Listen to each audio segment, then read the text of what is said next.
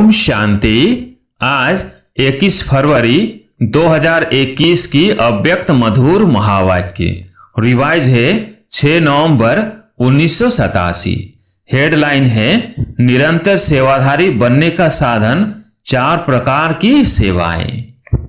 आज विश्व कल्याणकारी विश्व सेवाधारी बाप अपने विश्व सेवाधारी सहयोगी सर्व बच्चों को देख रहे थे कि हर एक बच्चा निरंतर सहज योगी के साथ साथ निरंतर सेवाधारी कहां तक बने हैं, क्योंकि याद और सेवा दोनों का बैलेंस सदा ब्राह्मण जीवन में बाप दादा और सर्वश्रेष्ठ ब्राह्मण आत्माओं द्वारा ब्लेसिंग का पात्र बनाता है। इस संगम युग पर ही ब्राह्मण जीवन में परमात्म आशीर्वादें और ब्राह्मण परिवार की आशीर्वादें प्राप्त होती है। इसलिए इस छोटी सी जीवन में सर्व प्राप्तियां और सदाकाल की प्राप्तियां सहज प्राप्त होती है। इस संगम युग को विशेष ब्लेसिंग युग कह सकते हैं, इसलिए ही इस युग को महान युग कहते हैं। स्वयं बाप हर श्रेष्ठ कर्म हर श्रेष्ठ संकल्प के आधार पर हर ब्राह्मण बच्चे को हर समय दिल से आशीर्वाद देते रहते हैं। ब्राह्मण जीवन परमात्म आशीर्वाद की पालना से विद्या को प्राप्त होने वाली जीवन है। भोलानाथ बाप सर्व आशीर्वाद की झोलियां खुले दिल से बच्चों को दे रहे हैं, लेकिन यह सर्व आशीर्वाद लेने का आधार याद और सेवा का बैलेंस है। अगर निरंतर योगी है तो साथ साथ निरंतर सेवाधारी भी है। सेवा का महत्व सदा बुद्धि में रहता है। कई बच्चे समझते हैं सेवा का जब चांस मिलता है, वह कोई साधन वह समय जब मिलता है तभी सेवा करते हैं, लेकिन बाप दादा जैसे याद निरंतर सहज अनुभव कराते हैं, वैसे सेवा भी निरंतर और सहज हो सकती है। तो आज बाप दादा सेवाधारी बच्चों की सेवा का चार्ट देख रहा था। जब तक निरंतर सेवाधारी नहीं बने तब तक सदा की आशीर्वाद के अनुभवी नहीं बन सकते। जैसे समय प्रमाण सेवा के चांस प्रमाण प्रोग्राम प्रमाण सेवा करते हो, उस समय सेवा के फलस्वरूप बाप की परिवार की आशीर्वाद व सफलता प्राप्त करते हो, लेकिन सदा काल के लिए नहीं। इसलिए कभी आशीर्वाद के कारण सहज 100 व सेवा में उन्नति अनुभव करते हो और कभी मेहनत के बाद सफलता अनुभव करते हो, क्योंकि निरंतर याद और सेवा का बैलेंस नहीं है। निरंतर सेवाधारी कैसे बन सकते, आज उस सेवा का महत्व सुना रहे हैं। सारे दिन में भिन्न भिन्न प्रकार से सेवा कर सकते हो। इसमें एक है 100 की सेवा, अर्थात 100 के ऊपर संपन्न और संपूर्ण बनने का सदा अटेंशन रखना। आपके इस पढ़ाई के जो मुख्य सब्जेक्ट है उन सब में अपने को पास विद ऑनर बनाना है। इसमें ज्ञान स्वरूप याद स्वरूप धारणा स्वरूप सब में संपन्न बनना है। यह 100 सेवा सदा बुद्धि में रहे। यह 100 सेवा स्वतः ही आपके संपन्न स्वरूप द्वारा सेवा कराती रहती है, लेकिन इसकी विधि है अटेंशन और चेकिंग। 100 की चेकिंग करनी है, दूसरों की नहीं करनी। दूसरी है विश्व सेवा, जो भिन्न भिन्न साधनों द्वारा भिन्न भिन्न विधि से वाणी द्वारा व संबंध संपर्क द्वारा करते हो। यह तो सब अच्छी तरह से जानते हो। तीसरी है यज्ञ सेवा, जो तन और धन द्वारा कर रहे हो। चौथी है मनसा सेवा, अपनी शुभ भावना श्रेष्ठ कामना श्रेष्ठ वृत्ति श्रेष्ठ वाइब्रेशन द्वारा किसी भी स्थान पर रहते हुए अनेक आत्माओं की सेवा कर सकते हो। इसकी विधि है लाइट हाउस माइट हाउस बनना। लाइट हाउस एक ही स्थान पर स्थित होते दूर दूर की सेवा करते हैं। ऐसे आप सभी एक स्थान पर होते अनेकों की सेवा अर्थ निमित्त बन सकते हो। इतना शक्तियों का खजाना जमा है तो सहज कर सकते हो। इसमें स्थूल साधन व चांस व समय की प्रॉब्लम नहीं है, सिर्फ लाइट माइट से संपन्न बनने की आवश्यकता है। सदा मन बुद्धि व्यर्थ सोचने से मुक्त होना चाहिए। मन मना भाव के मंत्र का सहज स्वरूप होना चाहिए। यह चारों प्रकार की सेवा क्या निरंतर सेवाधारी नहीं बना सकती? चारों ही सेवाओं में से हर समय कोई न कोई सेवा करते रहो तो सहज निरंतर सेवाधारी बन जाएंगे और निरंतर सेवाओं पर उपस्थित होने के कारण, सदा बिजी रहने के कारण सहज मायाजीत बन जाएंगे। चारों ही सेवाओं में से जिस समय जो सेवा कर सकते हो वह करो, लेकिन सेवा से एक सेकंड भी वंचित नहीं रहो। 24 घंटा सेवाधारी बनना है। 8 घंटे के योगी वह सेवाधारी नहीं, लेकिन निरंतर सेवाधारी। सहज है ना? और नहीं तो 100 की सेवा तो अच्छी है। जिस समय जो चांस मिले वो सेवा कर सकते हो। कई बच्चे शरीर के कारण वह समय न मिलने कारण समझते हैं हम तो सेवा कर नहीं सकते हैं, लेकिन अगर 4 ही सेवाओं में से कोई भी सेवा में विधि पूर्वक बिजी रहते हो तो सेवा की सब्जेक्ट्स में मार्क्स जमा होती जाती है और यह मिले हुए नंबर फाइनल रिजल्ट में जमा हो जाएंगे। जैसे वाणी द्वारा सेवा करने वालों के मार्क्स जमा होते हैं, वैसे यज्ञ सेवा व 100 की सेवा व मनसा सेवा, इनका भी इतना ही महत्व है। इसके भी इतने नंबर जमा होंगे। हर प्रकार की सेवा के नंबर इतने ही हैं, लेकिन जो चारों ही प्रकार के सेवा करते उसके उतने नंबर जमा होते। जो 1 व 2 प्रकार की सेवा करते उसके नंबर उस अनुसार जमा होते। फिर भी अगर 4 प्रकार की नहीं कर सकते, 2 प्रकार की कर सकते हैं तो भी निरंतर सेवाधारी हैं, तो निरंतर के कारण नंबर बढ़ जाते हैं। इसलिए ब्राह्मण जीवन अर्थात निरंतर सेवाधारी सहज योगी जैसे याद का अटेंशन रखते हो कि निरंतर रहे, सदा याद का लिंक जुटे रहे, वैसे सेवा में भी सदा लिंक जुटा रहे। जैसे याद में भी भिन्न भिन्न स्थिति का अनुभव करते हो, कभी बीज रूप का, कभी फरिश्ता स्वरूप का, कभी मनन का, कभी रूढ़वान का, लेकिन स्थिति भिन्न भिन्न होते भी याद की सब्जेक्ट में निरंतर याद में रहते हो। यह भिन्न भिन्न सेवा का रूप हो, लेकिन सेवा के बिना जीवन नहीं। श्वासों श्वास याद और श्वासों श्वास सेवा हो, इसको कहते हैं बैलेंस। तभी हर समय बैलेंसिंग प्राप्त होने का अनुभव सदा करते रहेंगे और दिल से सदा स्वतः ही यह आवाज निकलेगा कि आशीर्वादों से पल रहे हैं, आशीर्वाद से उड़ती कला के अनुभव से उड़ रहे हैं, मेहनत से युद्ध से छूट जाएंगे। क्या क्यों कैसे इन प्रश्नों से मुक्त हो सदा प्रसन्न रहेंगे।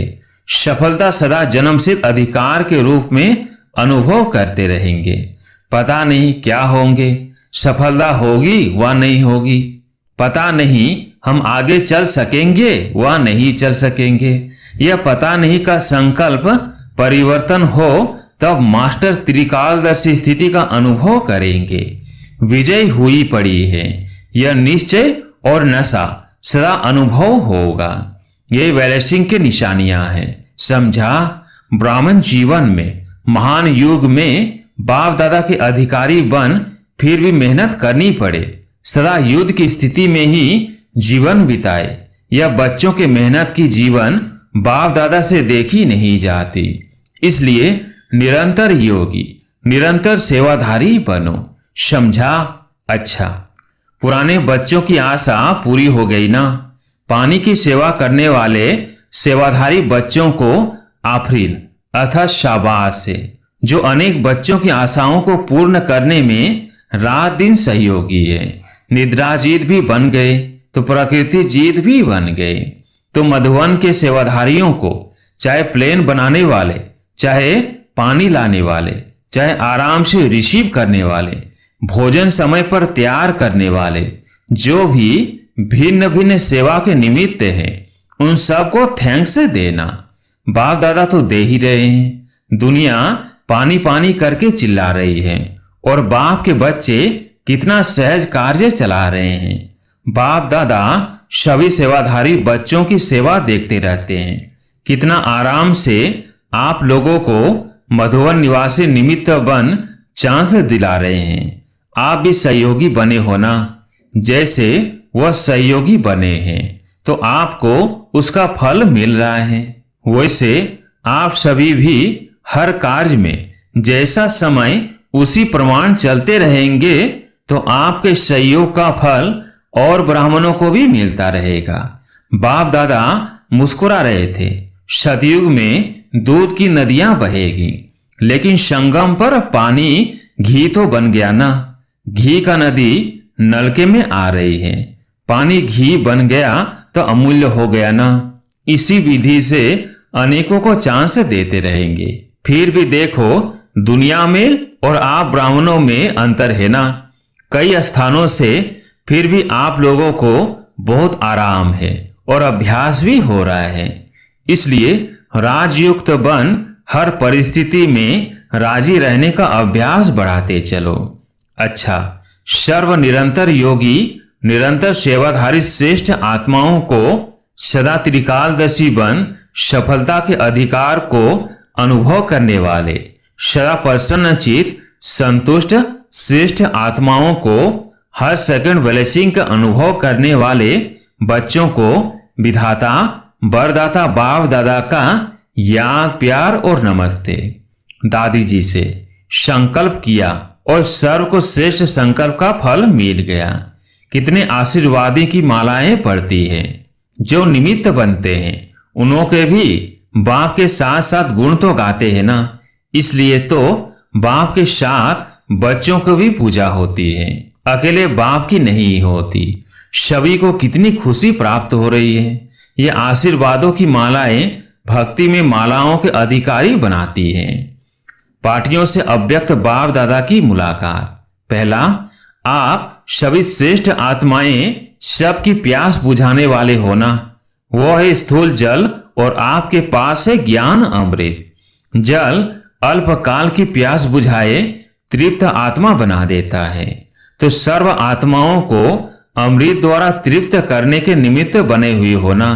यह उमंग सदा रहता है, क्योंकि प्यास बुझाना यह महान पुण्य है। प्यासे की प्यास बुझाने वाले को पुण्य आत्मा कहते हैं। आप भी महान पुण्य आत्मा बन सभी की प्यास बुझाने वाले हो। जैसे प्यास से मनुष्य तड़पते हैं, अगर पानी न मिले तो प्यास से तड़पेंगे ना। ऐसे ज्ञान अमृत न मिलने से आत्माएं दुख अशांति में तड़प रही है, तो उनको ज्ञान अमृत देकर प्यास बुझाने वाली पुण्य आत्माएं हो। तो पुण्य का खाता अनेक जन्मों के लिए जमा कर रहे हो ना। एक जन्म में ही अनेक जन्मों का खाता अनेक जन्मों के लिए जमा कर रहे हो ना। एक जन्म में ही अनेक जन्मों का खाता जमा होता है, तो आपने इतना जमा कर लिया है ना। इतनी माला माल बन गए जो औरों को भी बांट सकते हो। अपने लिए भी जमा किया और दूसरों को भी देने वाले दाता बने। तो सदा यह चेक करो कि सारे दिन में पुण्य आत्मा बन पुण्य का कार्य किया या सिर्फ अपने लिए ही खाया पिया मौज किया। जमा करने वाले को समझदार कहा जाता है। जो कमाए और खाए उसको समझदार नहीं कहेंगे। जैसे भोजन खाने के लिए फुर्सत निकालते हो क्योंकि आवश्यक है, ऐसे यह पुण्य का कार्य करना भी आवश्यक है। तो सदा ही पुण्य आत्मा हो, कभी कभी की नहीं। चांस मिले तो करे, नहीं चांस लेना है। समय मिलेगा नहीं, समय निकालना है, तब जमा कर सकेंगे। इस समय जितना भी भाग्य की लकीर खींचने चाहो उतना खींच सकते हो, क्योंकि बाप भाग्य विधाता और वरदाता है। श्रेष्ठ नॉलेज की कलम बाप ने अपने बच्चों को दे दी है। इस कलम से जितनी लंबी लकीर खींचनी चाहो खींच सकते हो। अच्छा, दूसरा, सभी राज ऋषि होना। राज अर्थात अधिकारी और ऋषि अर्थात तपस्वी। तपस्या का बल सहज परिवर्तन कराने का आधार है। परमात्म लगन से स्वयं को और विश्व को सदा के लिए निर्विघ्न बना सकते हैं। निर्विघ्न बनना और निर्विघ्न बनाना यही सेवा करते हो ना। अनेक प्रकार के विघ्नों से सर्व आत्माओं को मुक्त करने वाले हो, तो जीवन मुक्त का वरदान बाप से लेकर औरों को दिलाने वाले हो ना। निर्बंधन अर्थात जीवन मुक्त। तीसरा, हिम्मते बच्चे मददे बाप। बच्चों की हिम्मत पर सदा बाप की मदद पदम गुणा प्राप्त होती है। बोझ तो बाप के ऊपर है, लेकिन ट्रस्टी बन सदा बाप की याद से आगे बढ़ते रहो। बाप की याद ही छत्र छाया है। पिछला हिसाब सूली है, लेकिन बाप की मदद से कांटा बन जाता है। परिस्थितियां आनी जरूर है, क्योंकि सब कुछ यहां ही चुकतू करना है, लेकिन बाप की मदद कांटा बना देती है, बड़ी बात को छोटा बना देती है, क्योंकि बड़ा बाप साथ है। सदा निश्चय से आगे बढ़ते रहो। हर कदम में ट्रस्टी। ट्रस्टी अर्थात सब कुछ तेरा, मेरापन समाप्त। गिरस्थी अर्थात मेरा। तेरा होगा तो बड़ी बात छोटी हो जाएगी, और मेरा होगा तो छोटी बात बड़ी हो जाएगी। तेरापन हल्का बनाता है और मेरापन भारी बनाता है। तो जब भी भारी अनुभव करो तो चेक करो कि कहां मेरापन तो नहीं। मेरे को तेरे में बदली कर दो, तो उसी घड़ी हल्के हो जाएंगे। सारा बोझ एक सेकंड में समाप्त हो जाएगा। अच्छा, वरदान संतुष्टता की विशेषता व श्रेष्ठता द्वारा सर्व के इष्ट बनने वाले वरदानी मूर्त भव। संतुष्टता की विशेषता व श्रेष्ठता द्वारा सर्व के इष्ट बनने वाले वरदानी मूर्त भव, जो सदा स्वयं से और सर्व से संतुष्ट रहते हैं, वही अनेक आत्माओं के इष्ट व अष्ट देवता बन सकते हैं। सबसे बड़े से बड़ा गुण कहो, दान या विशेषता व श्रेष्ठता कहो, वह संतुष्टता ही है। संतुष्ट आत्मा ही प्रभु प्रिय, लोक प्रिय और स्वयं प्रिय होती है। ऐसी संतुष्ट आत्मा ही वरदानी रूप में प्रसिद्ध होगी। अभी अंत के समय में महादानी से भी ज्यादा वरदानी रूप द्वारा सेवा होगी। स्लोगन: विजयी रतन वह है जिसके मस्तक पर सदा विजय का तिलक चमकता है। सूचना: आज मास का तीसरा रविवार अंतर्राष्ट्रीय योग दिवस है। सभी भाई बहने 6:30 से 7:30 बजे तक विशेष योग अभ्यास में अपने पूर्वज स्वरूप को इमर्ज करें और पूरे वृक्ष को सर्व शक्तियों को सकाश देने की सेवा करें। अच्छा, ओम शांति।